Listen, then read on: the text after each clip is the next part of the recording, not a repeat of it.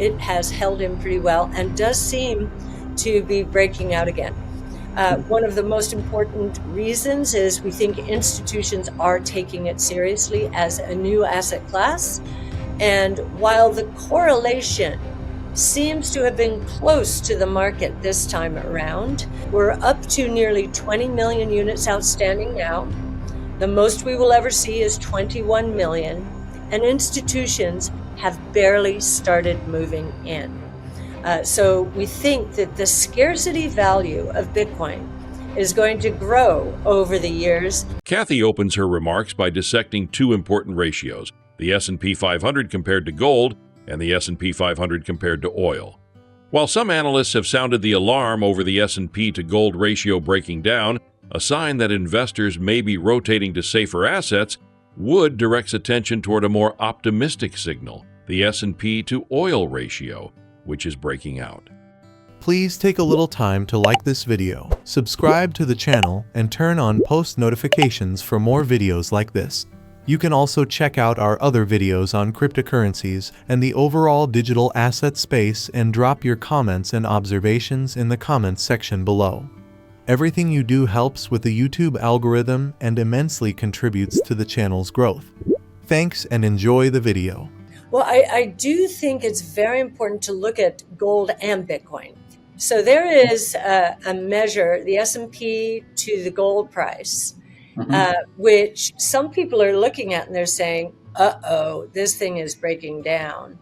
And but there's another measure, and that's the S&P to the oil price, and that measure is breaking out.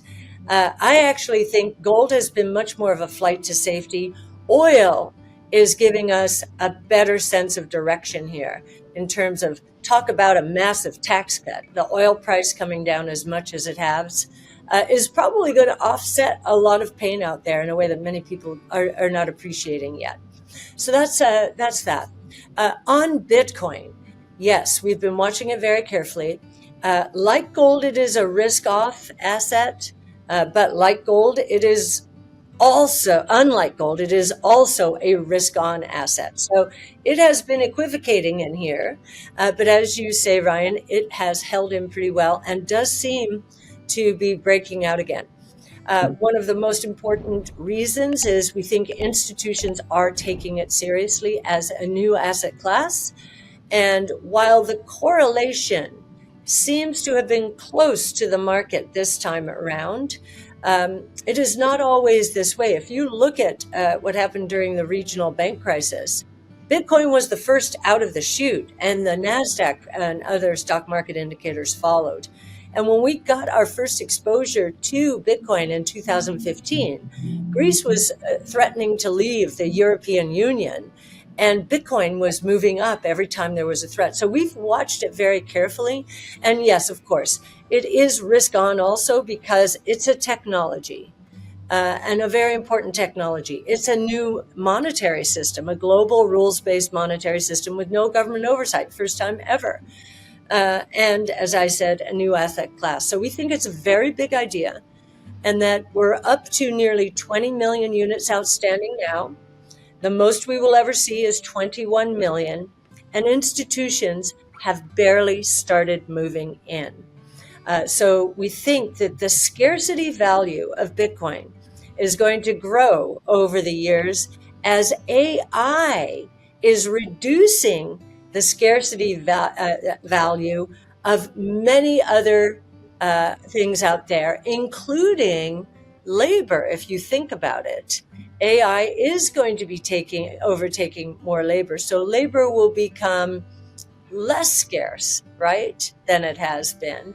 And so the market will be looking for scarcity value anywhere it can find it. That's what the market pays up for, right?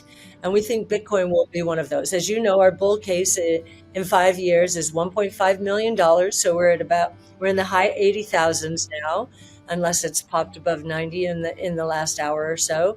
And we think we're going to 1.5 million. You'll see that it's substitution for gold and institutional investment that are the biggest powers behind this move to 1.5 million. And then the third very important one is actually, did I just see Bitcoin did cross over 90,000? I think it did. Oh, there we go.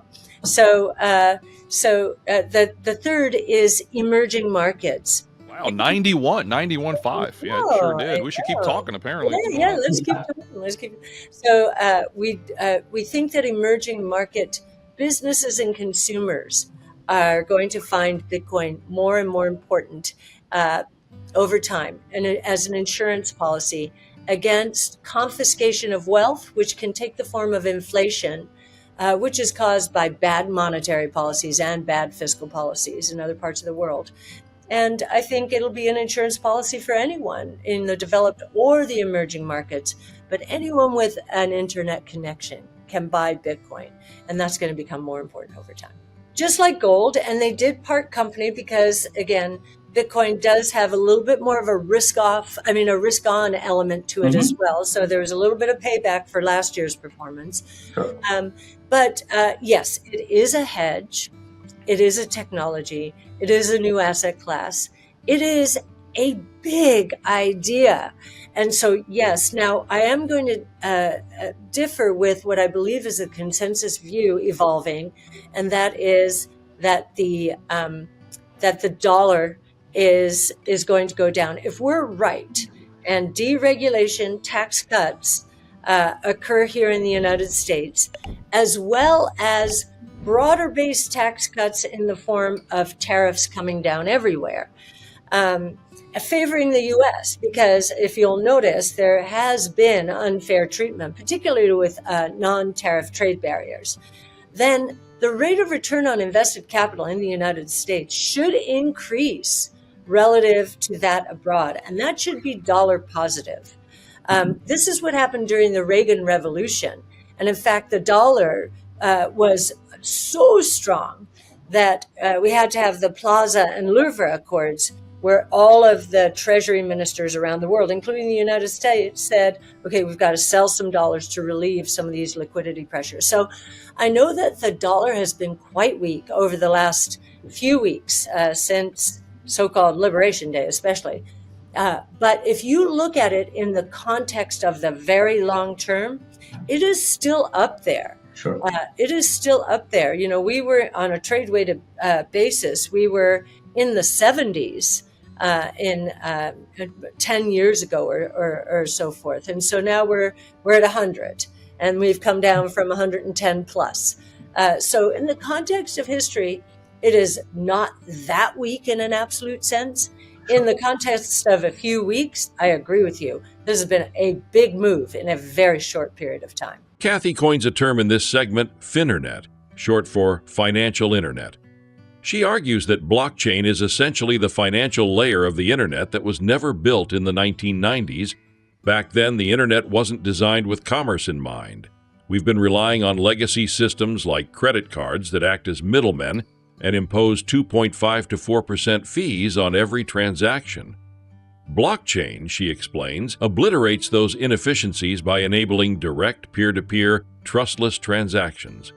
I like to explain what's going on here. It seems so, I guess the word crypto makes this movement seem a little suspicious and worrisome, and I get that. We should be using internet financial system, or finternet, because all that's happening right now with blockchain technology is developers are building the layer of the internet that they did not put in place in the early 90s because they did not understand that financial services and commerce would take place on the internet.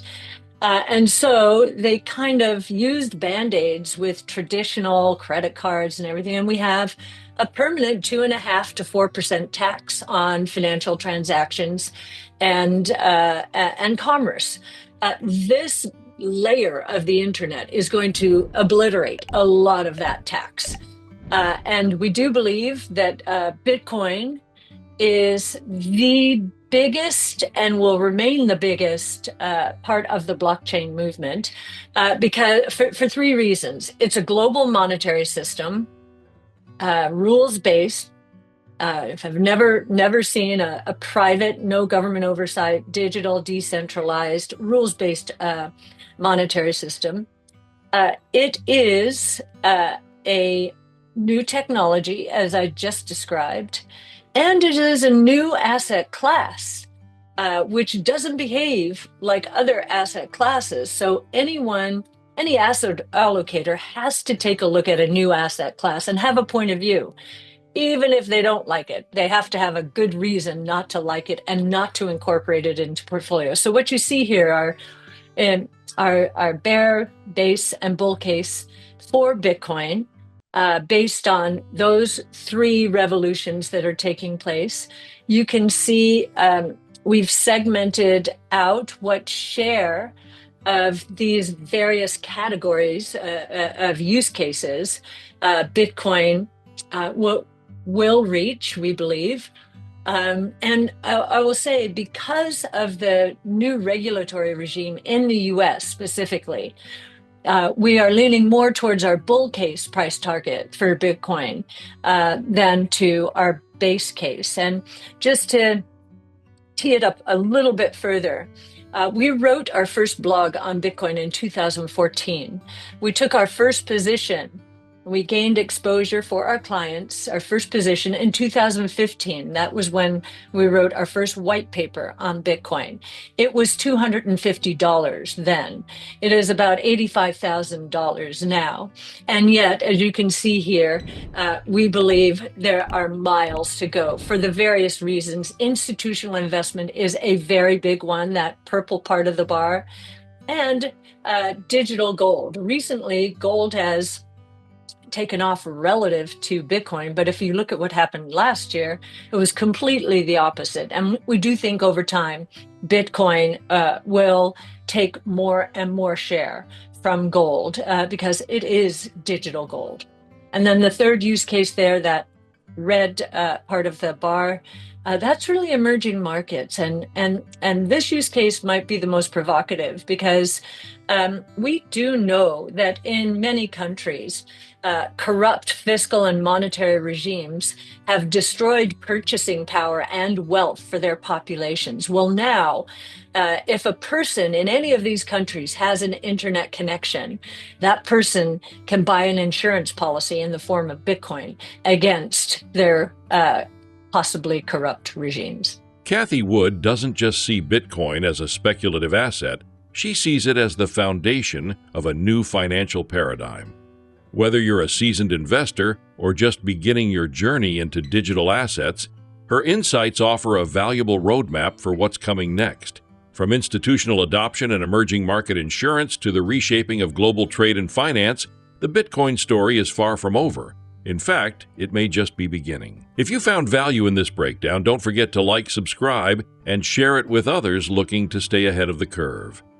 Drop a comment below with your thoughts on Cathie's $1.5 million Bitcoin forecast. Is she on point or overly optimistic? Please like and subscribe.